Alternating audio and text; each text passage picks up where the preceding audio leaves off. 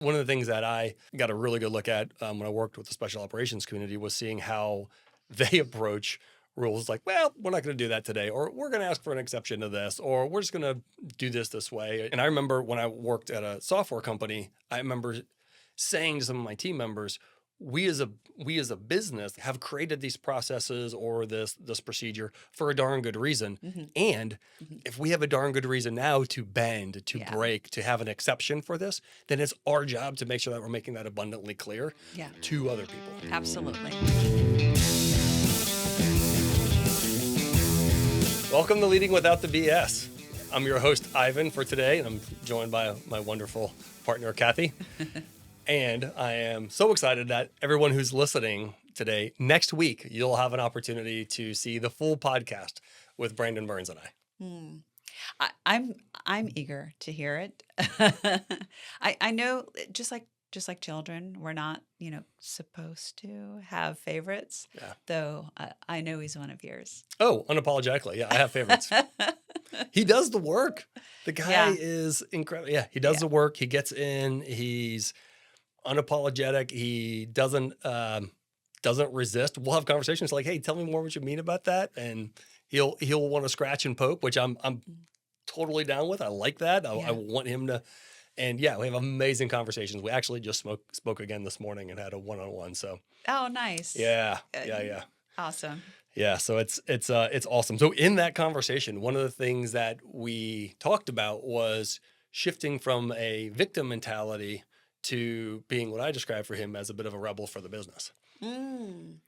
Yeah, so where this started was the victim mentality came out of him saying, "Oh, well, it's going to be hard to do that. There's this red tape, or there's these procedures for us to go through," and seeing himself as being restricted by some of Yeah. these things that are there, instead of saying, well, what are the options? How can we change this? What do we do to get a waiver? Yeah. Yeah. I mean, in several of the organizations we work in, there is a tremendous amount of red tape. Sure. Because of the size, for good reason. Mm-hmm. And at the same time, so many leaders who have tendencies around following the rules are overly deferential to the policies or to the red tape. So I love that your conversation with Brandon is bringing this in for us to talk about with everyone. Because they will accidentally buy into those constrictions, and then, like you said, play the victim game. Yeah.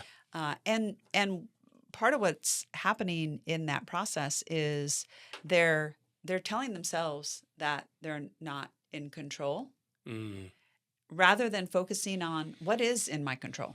Yeah, including things like I just said, where you have options almost in any situation, and starting with asking, well, what can we do what does it take to get a waiver? How can we bend these rules? And one of the things that I got a really good look at when I worked with the special operations community was seeing how they approach rules like, well, we're not going to do that today, or we're going to ask for an exception to this, or we're just going to do this way. And they weren't running outside, just running rampant. What they were doing, though, was letting folks know, hey, we're going to be changing this for these very good reasons.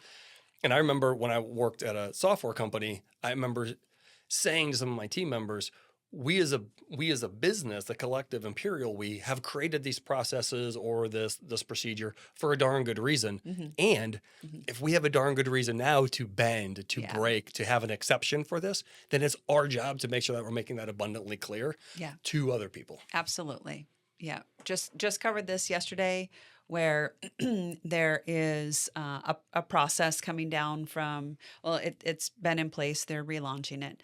And the director level leader is about to bring it to his team, and he's anticipating this pushback and whatnot. And I said, time out.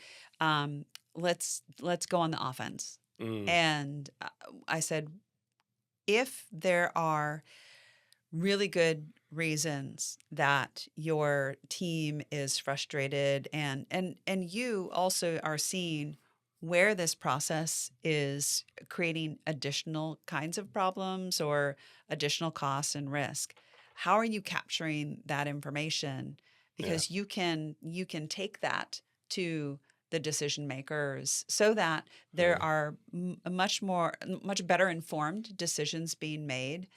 And at a minimum, you're bringing it down to data and bringing that to a conversation to influence or propose something else. And you're not acting like a victim, that you're just in receipt of this and, poor us, we've just got to deal with it. Yeah. And It's also a spot where oftentimes people aren't being clear about the risks of the current approach. They see the risks, or other leaders will point out the risks of, if you do this new thing or this different approach, here's where that could go sideways. Absolutely. Yeah. Yeah, there are risks there. There's also risks in plotting forward with our current plan, which doesn't address or fails to account for A, B, C, D, et cetera. And so that's often where I'm working to help leaders see that differently. And in conjunction with that, this responsibility to negotiate. Because often people are, well, this is what they said. And I'm like, okay, so what did you say back? Like, well, what do you mean? What did I say back? I'm like, well, that's clearly not going to work for you or your team. So how did you let them know? And then begin to come in with options of, hey, that's not going to work if we do it on this timeline. What if we did it on this timeline? Or doing it on this timeline, we're going to have these consequences. Yeah. And that's where it's bring more useful information to the table. Because a lot of people will just, again, they're like, oh, I can't be effective because of the red tape. And they go into a victim mode. And then they're also just speaking from their frustration, which is a lot of sometimes complaining, versus speaking for their frustration, meaning let's get to the useful information in your frustration and then do something productive with it. Of course, that's what the Wingspan system helps leaders to do. Yeah. It's also to tie that back into the negotiating piece. So often when I'm encouraging leaders to work more thoughtfully with their managers or other senior leaders in the business, might be their manager's manager or whoever else, is that part of the responsibility is to negotiate with them. And part of what I often say is they don't have the answer. They don't have the view of what's happening. They have a different view. You have a different view, and they don't necessarily see what you see, and vice versa. So this is where having that exchange and getting past I report to him, or I report to him, or who reports to her, and et cetera. Like, none of that really matters. When you can create so much safety for yourself to go in and negotiate by saying, hey, I want to make sure we come up with something that works for my team and for the business, not just today, into the future. And so let's figure out what our options actually are. Well, you're bringing up several really core pieces. Number one, as a leader, your responsibility is to negotiate. That in and of itself is an eye-opener for a lot of individuals that we work with. They've not heard that. They haven't been told that by their manager. So it's not even in their mindset or in their awareness that it's a responsibility. And so that piece is key for sure, is that, yes, your responsibility is to negotiate. The other piece that you're bringing in is, you and I talked about this a few episodes ago, is that your responsibility is not to just continue saying yes. Your responsibility is to start to say no and to discern. In fact, more often it's saying no. And of course, being really effective in how and when you do that. Though saying no much more often than you're saying yes. Yeah. And there's a number of ways I will handle leaders so that they can say yes while saying no, or say no while saying yes. Yes. Which is adding in Pun intended. Exactly. Which is where they're adding in some negotiating space. And it might be, hey, I can do that if, and now the if can be if we change the time, if we change the players involved, I get to use more people, or I get to use different people. If we accept a lower level of quality, that one, oftentimes people go, wait, what do you mean a lower level of quality? And I say, yeah, maybe for something internal where you're putting together a strategy document or whatever else, and you've got some other major work that's eating your lunch. You may say, gosh, that strategy document's important. It's not going to matter though if we push that 2 weeks or 3 weeks to the right, Or or if we push the quality. or if right now, yeah, we give you something that's a 50% quality. So we've got the big chunks knocked out. We haven't refined it and made it pretty and Hmm. tightly connected. We're going to do that later on. Yeah. Yeah, sure. Give me a rough draft in 1 week and then have a refined draft in a month. No problem. That's a deal I'll sign up for. Hmm. And using these things in concert is part of everyone's ability to influence a situation and create more outcomes. Because oftentimes I've found when I've worked with my manager from the perspective of, yeah, you're my manager, I get it. You tell me what to do, totally. And my responsibility is to help you understand here's what the actual work is going to look like. Here's what our capacity is to deliver. And now, how do we get both of us working so that we're having a better common understanding so that we can decide what the best what the best path forward looks like. Hmm. And so that even playing field concept is one of the things we teach at Wingspan is making sure that people understand, yeah, that's your manager. Don't let the hierarchy though become a inhibitor to having those honest exchanges and doing that negotiating.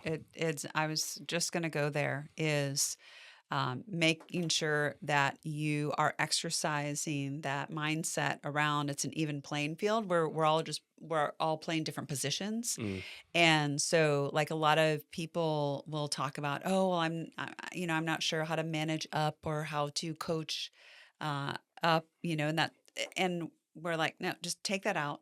Because when you're exercising, as we call it in Wingspan, when you're exercising that powerful partnering, you're hmm. doing that 360, Yeah. and you are really operating on this even playing field rather than getting hung up in the hierarchy.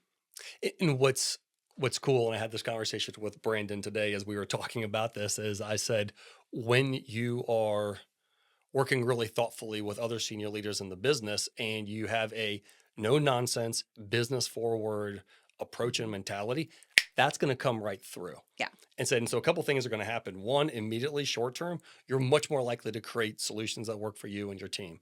I Mhm. said long term, you're continually sending a message to other people that you are a serious player who can Yeah. who can operate at different levels of the business and over different time frames. And that's going to make you stand out because so many people don't do that they may go, that guy's got his stuff together. We want to Mhm. move him into more responsibility. We want to give him these choice assignments that are really going to be career makers. Yes, absolutely. Instead of staying in that old autopilot habit of saying yes. Yeah. And you're not a yes robot. And in fact, even if someone hasn't communicated it to you by now, once as you continue to advance in your scope of impact and scope of responsibility, saying no Mm, is way more valuable, love it. and part of your responsibility. And saying yes becomes irresponsible. And that's where I love what you're saying. And that's where it feels weird for people because when we're junior in our careers or in the intermediate section of our careers, Mm. we often are promoted or advanced Yeah. or given those nice plum assignments because we say yes to, Hmm. hey, well, can you get this done? Hey, will you help out with this extra Hmm. thing? Hey, will you step in? Yes, yes, yes. Okay, great. And now all of a sudden it feels really, really weird to say no because your responsibility has changed, your scope has changed, your ability to affect a situation is dramatically different than it was when you were 25 or 30 years old. Yeah.